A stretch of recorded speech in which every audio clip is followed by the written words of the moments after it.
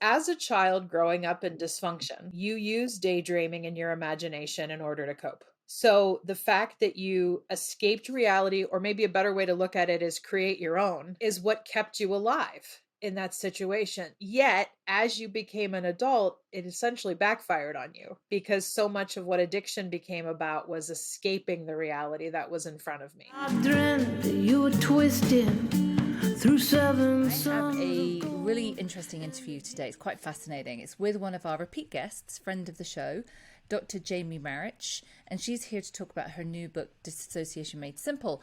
And you might initially think, oh, dissociation, that doesn't really have anything to do with me. Actually, it's a lot deeper than what we think, and it applies to all of us in different ways. Dissociation, as we discuss on the podcast, is actually a spectrum. Okay, so let's get to the interview with Jamie. So let me just tell you a little bit about Jamie. Dr. Jamie is one of the leading experts in EMDR therapy. She has a background in many different things. She's a clinical trauma specialist. She uses yoga, writing, all kinds of different things in her practice, and is really, you're a healer, really. I think that's probably sums it up in a nutshell, would you say? Thank you for that. I mean, it's a compliment to be called that. A line I like to use a lot is, I believe I facilitate transformative experiences because I believe people heal themselves. Them together with their spiritual resources are the ones doing the healing. But a facilitator is somebody who can make that process easier or more compassionate for them. And I'm honored to be doing that work in this life. Yeah. So your new book, which is what we're here to talk about, is called Dissociation Made Simple. Yes, technically Dissociation Made Simple, but what you just said is a common misconception of the word. A lot of people call it disassociation, and I like to say it's not altogether incorrect because many people define this thing that we call dissociation as a disconnection or a disassociation from the present moment. So the English word dissociation means to sever or to separate. So in its simplest form, since I'm in the business of made simple, I like to break it down this way. It's anything we do to sever or to separate from the present moment. It's anything we do to sever or separate from aspects of ourselves. And it usually develops in us as young people as a protective defense or as a way that we get our needs met. And what may be particularly interesting to listeners of your podcast is addiction can really be looked at as a dissociative response. It is something that we do to disconnect, to sever, to separate from a present moment, especially if it is overwhelming for us. And a lot of us who end up developing chemical addictions or behavioral addictions do other things in early childhood, like daydream, like zone out, like really kind of go into different aspects or areas of ourselves where we feel safer. And often when you do that so rapidly, so often during childhood, it becomes more appealing once chemicals and behaviors are introduced into our life, which can make that process of dissociation quicker and easier. So, yeah, in the new book, I'm going into a lot of the interplay between dissociation and what we generally know as addiction. You know, that's fascinating because I was actually thinking of it as so it's really actually a spectrum. And I was thinking like, oh, like severe mental health when people really have breaks from reality. And actually, no, I can see that I was disassociating. That's what I was doing. And the field traditionally does look at it as a spectrum phenomenon. There's this idea that on one end of the spectrum, we all do it. If you've ever daydreamed or zoned out or retreated into your phone because an event you're at is unpleasant or overwhelming and you just want to get the heck out of there, even in your mind, that can be dissociation on this, maybe more innocuous end of the spectrum, as it's often looked at. And then on more quote unquote extreme ends of the spectrum is where we see things like dissociative identities developing, where people have different parts and aspects of self that show up in life. As you said, it could be major breaks from reality, but even part of what we talk about in the book is, what is reality? It's an interesting discussion to get into with people who have had to be so protective in themselves in order to survive life. So, yeah, I in the book I do hope to explore all the different issues around dissociation, and even the person who coined it. And here's a fun AA for your AA listeners who know a lot about the work of William James and the spiritual experience in the AA Big Book, that William James was actually the person who translated the word into English at dissociation as a psychological phenomenon, because it was a French psychiatrist, Pierre Genet, who coined the term in French as what we know of it in the psychological communities today. And even that is something, it's a lot of different things. It could be this separation in parts of aspects of ourselves. It can be this separation from reality or the present moment. And for better or worse, William James called it dissociation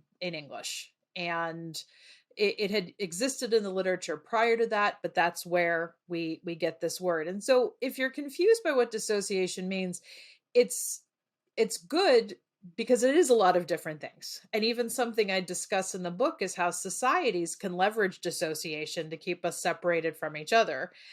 But a lot of us, especially if you're part of a marginalized community, can use dissociation and numbing out and zoning out to even deal with societal struggles in the first place. So I really hope to broaden the discussion here on dissociation, because it's one of these concepts that so many of us know. We've all done it, but it can be very misunderstood in its discussions. Yet I think it's very important for people on an addiction recovery journey to understand. Oh, we've only just started and my mind's already blown. I've Yeah. already expanded my concepts.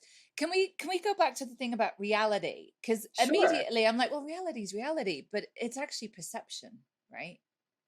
And this is a question where you can put it out to 10 different people around a table, 100 different people around a table, and get 100 different answers. And since this is primarily a recovery audience, I'll go back to my first sponsor, who was very into, Jamie, to get sober, you have to learn to live with the reality that's in front of you. And something she acknowledged, though, in me, and this was very compassionate on her part, was as a child growing up in dysfunction, you use daydreaming in your imagination in order to cope. So the fact that you escaped reality, or maybe a better way to look at it is create your own, is what kept you alive in that situation. Yet, as you became an adult, it essentially backfired on you, because so much of what addiction became about was escaping the reality that was in front of me. So yeah, it's a fascinating topic to discuss. What is reality? And I know I tend to have a middle ground type of approach to it, that I definitely believe learning to live in the reality of my life on this earth has been very vital in staying sober and being able to stay present and not be what we call maladaptively or problematically dissociated. But I also want to say, with a great deal of compassion, I'm not chiding people who have to go there into their imagination or maybe other dimensions of their perception in order to survive. And then if you get the philosophers and the scholars and the metaphysicists in here, they could really blast this conversation open, right? On what is reality really? Yeah, as soon as I said that, I thought, God, that's an existential question. We could be here till midnight going around Totally. that one. Yeah. So I'm also getting like a little, disassociation is not necessarily, it's not a bad thing. We should view it as a bad thing, right? I'm so glad you went there with that question, because yes, if you ask most helping professionals today, they hear dissociation and they think, oh, it's something we really need to help our people avoid at all costs. A lot of helping professionals are taught, like, don't let your people dissociate.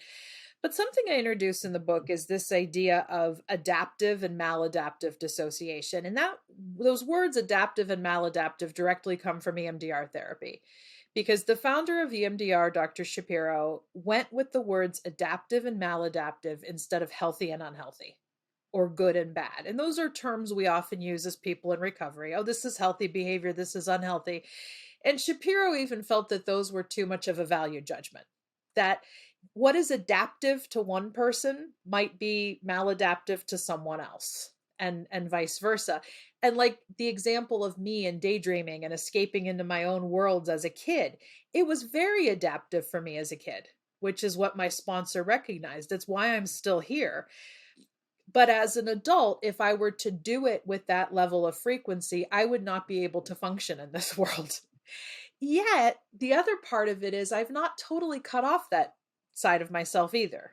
I've learned how to use my imagination and my daydreaming and my creativity to serve me. That's another way to look at adaptive versus maladaptive. And since now we're kind of coming out of this pandemic life that we've all been through for these last several years, I'd ask listeners to consider, how often did you use dissociation to help you cope through the pandemic? I remember, and I referenced this in the book, at the beginning of the pandemic, there was a meme that said, some of you lack the dissociative skills to survive the apocalypse, and it shows.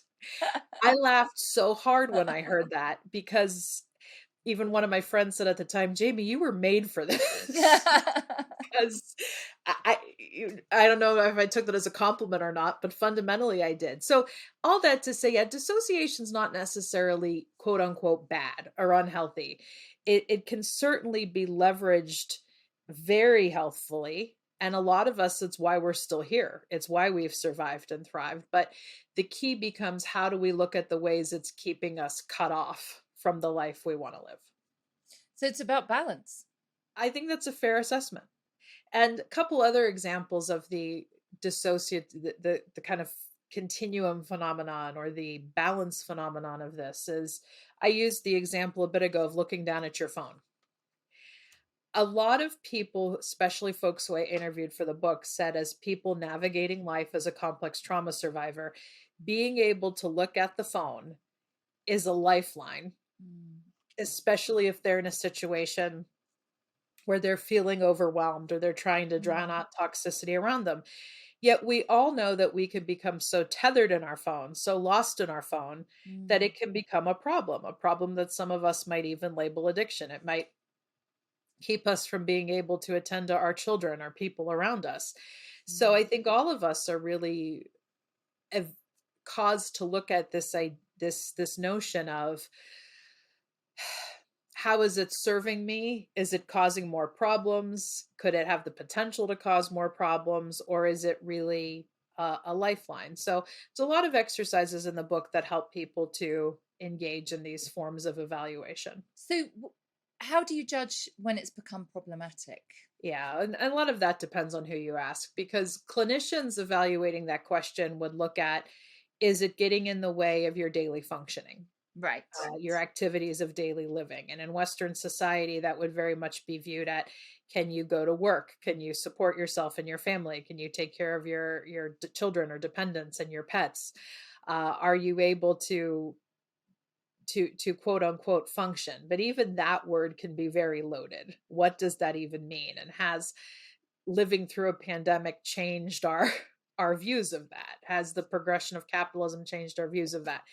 Now, what's interesting is I was also able to interview several indigenous healers for this book, people who practice in native systems of medicine, and they interviewed and shared their wisdom with permission to be shared in the book. And those systems of healing can have a totally different way of looking at it. And that system would very, or several of those systems would very much ask the question, what is keeping you cut off from the true reality of who you really are? Do you have peace in this life?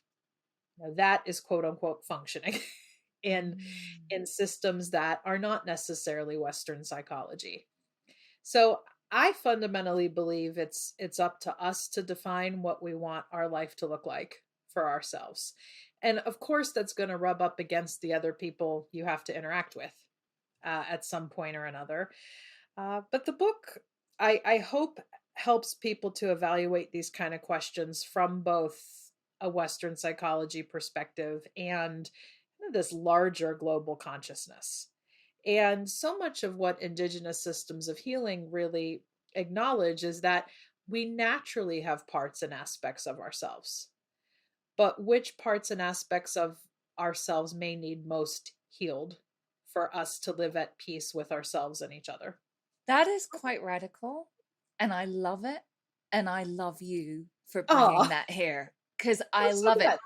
good. So I have two kids and I read every parenting book going, and there's a fantastic book called Hunt, Parent, Gather, and Ooh. it's by a I think she's a sociologist, and she had kids and she was having all sorts of behavioral issues, and she did some research, and she went and researched how indigenous communities raise their Mhm. children. And she said one of the things she realized is we have studied childhood and parenting from a white European perspective. Yes. So the baseline of what's normal and what's not normal is for white Europeans. And actually, and I use this word flippantly, I know it's not the correct word, we're quite mad. Yes. And actually, we have a lot to learn from indigenous cultures. And she talks about how their kids they just help with getting the food ready and clearing up, and they don't get asked, and they don't Mhm. have chore charts, and they don't have stars for good behavior. They don't have any of that. Mhm. And how they are parented is just very different. And it's a really fascinating book, and it really changed how I parented my kids. And I think there's a lot of that in mental health, right? Is from a white European perspective, and that it's very skewered. Yes. And this is something I am trying to give voice to, that when we look at these questions like what is dissociation? Is it good? Is it bad? Et cetera, et cetera. My field is so trained to look at it through the lens of Western psychology Mm. only. And particularly in recent years, with a lot of the advocacy that Black folks and people of color have been doing in the US, it's caused me to look even deeper at what makes us say that Western psychology is the be all and end all, especially when it was founded by a bunch of white men who were probably dissociated from their own feelings. And healing as an art has taken place since the dawn of time. The field of professional psychology is very new in comparison. We're Mm. talking 1800s. The field of recovery is very new in comparison. And it's not to say that what we've learned in the last 200 years is bad. I'm very much an all of the above person. Let's look at all these different perspectives. And I think, especially if we are wanting to be conscious people who are allies of the oppressed, we must look and respect at what the people who came before us. And part of what I mean by respect is not co opting it as our own, because I think a lot of Western psychologists have done that. It's probably a whole nother area of discussion. So Mm. what I try to do in this book is give people a voice, give people a platform from various indigenous perspectives, um, to at least add a richness and a dynamism to this conversation. And then readers will ultimately decide what path they're going to go on to pursue Mm. their healing. I agree as well. I feel that we need to look to indigenous cultures, particularly in America. We need to elevate Native American leaders who can teach us how to care for the land, because clearly we can't. Right.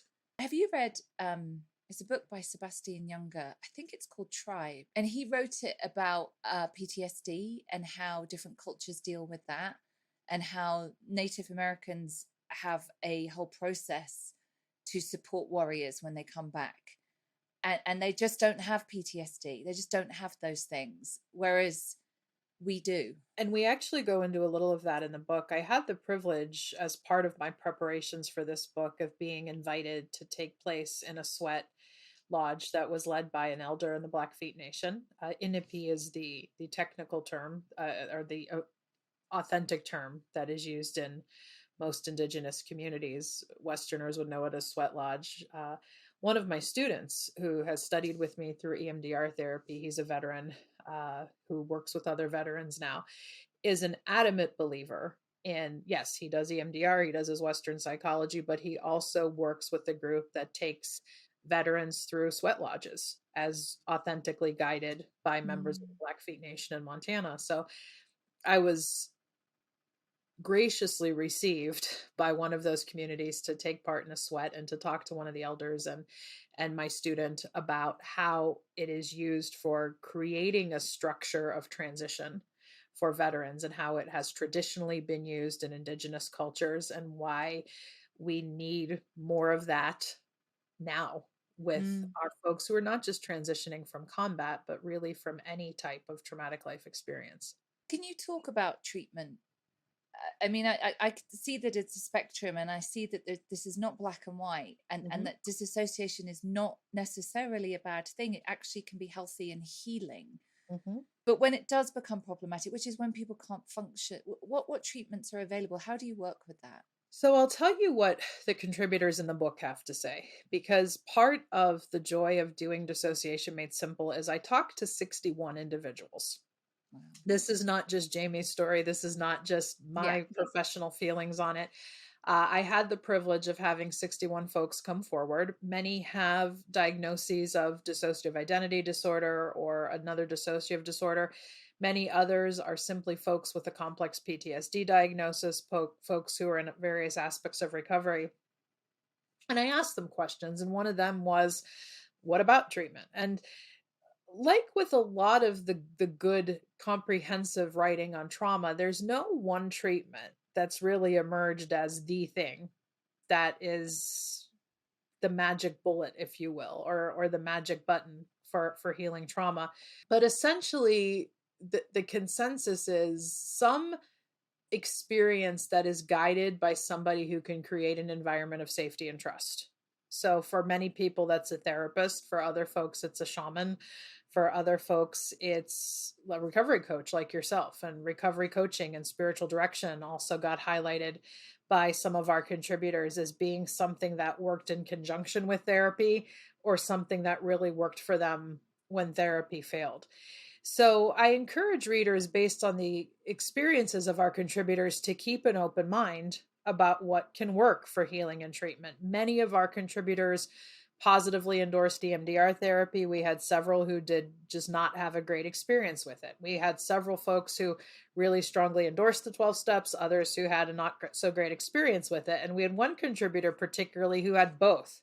She had horrible trauma within a 12-step context, but also still recognized where it gave her a lot of the fundamentals that she needed. So I fundamentally believe it is something that is tailored to the individual, but I go back to that phrase I used at the beginning of this. What's going to help a person have a transformative experience where they can heal at a total level, because so much of Western psychology is cognitive, is all about the way we think.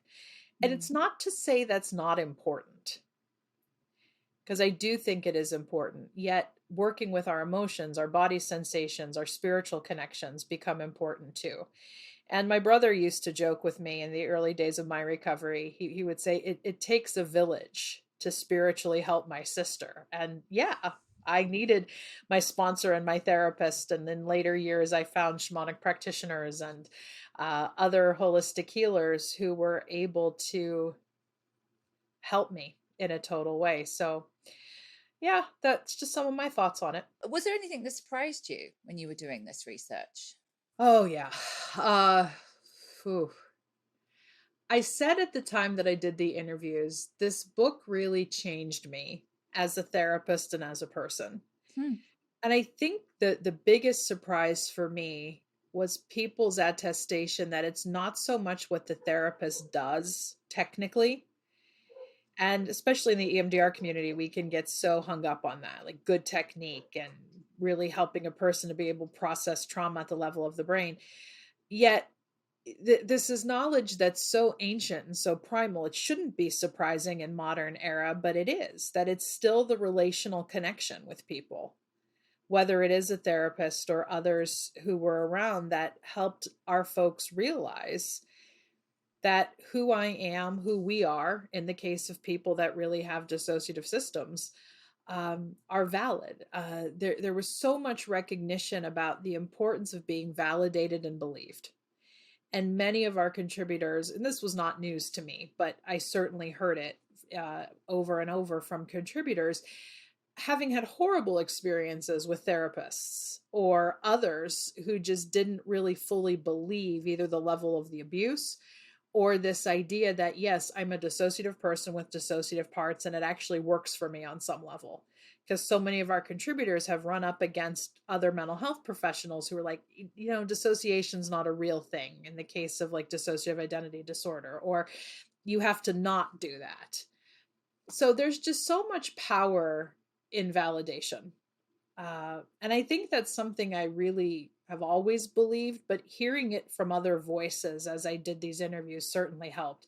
Because there's sometimes as I've trudged along, spouting the things that I spout, ranting the things that I rant when I teach, I'm wondering, is this just me with a chip on my shoulder? But I've realized that there's a lot of other folks who have shared experience, especially a lot of other professionals who have shared experience, professionals with mental health struggles themselves, who are now finally feeling validated by us speaking out about the importance of self-disclosure, appropriately validating our experiences, and recognizing that one of the chapters says dissociation is not a dirty word. It's not fundamentally a bad thing in and of itself. And how did it change your practice then? Yeah, I can give you a couple real specific examples because obviously you mentioned my EMDR connection. I'm an EMDR therapist and EMDR trainer. And especially as an EMDR trainer, I know good EMDR technique. And I've long been one who has taught the importance of being flexible with the individual client ahead of you. Yet so much of the EMDR community and world could focus on good technique following procedural steps. And one of the contributors who came forward to be interviewed for the book was actually a former client of mine who wanted to speak about her experience with dissociation and being treated. And she shared very candidly, it's not necessarily the EMDR that helped me. It was more of the expressive arts that we did. It was more of the validation that helped. And she even shared with me a couple things from the EMDR technique that I was really kind of insistent on following that just did not work for her. So I know even as an EMDR therapist, I've approached dissociation with a lot more flexibility, even than I had before I did this. And I was also overcome by, I already mentioned this, but since you asked it specific to my practice, just how powerful of an intervention believing someone is and being willing to work with their dissociative system. So when I say dissociative system, that specifically means people who we might more associate with having dissociative identity, quote unquote, disorder, even though a lot of people don't like that word. Formerly multiple personalities, that's not really the best description anymore, but people who do navigate life as having several different parts on board. I mean, I'm one such person. And even though I've very much made that piece that that's the way my mind works, it's been a minefield having to navigate being out about it in my profession. All that to say, it's a very typical experience when DID clients reach out to see me. Being said things like, I have a professional, therapist who will not do EMDR with me because I have DID, or they don't believe DID exists. And I've just had a very simple approach of like, come as you are, please. I'm not going to try to fight that how you see the world is anything but valid. And I think something that people with dissociative disorders, quote unquote, uniquely experience is therapists being too overwhelmed by them. Like, I don't want to do more harm, treating with white kid gloves. And some of that is a good commitment to do no harm. But most people with dissociative disorders have received it as you're too much from their therapists. And I've really had a lot of good insight from doing this book on how I can still set appropriate therapeutic boundaries with people while also really receiving them with that place of, come on, what you're saying is not going to scare me. I embrace yourself and your system just as you are. And I think that's something, whether you're dealing with dissociative disorders or not, that anybody who works with people in recovery can look at as well. That how many of our folks think they're too much for us? And what shift can we have if we're able to accept a person exactly as they are, exactly as they're supposed to be in that moment? What I love about what you do, and I'm not blowing smoke up your ass, is that we have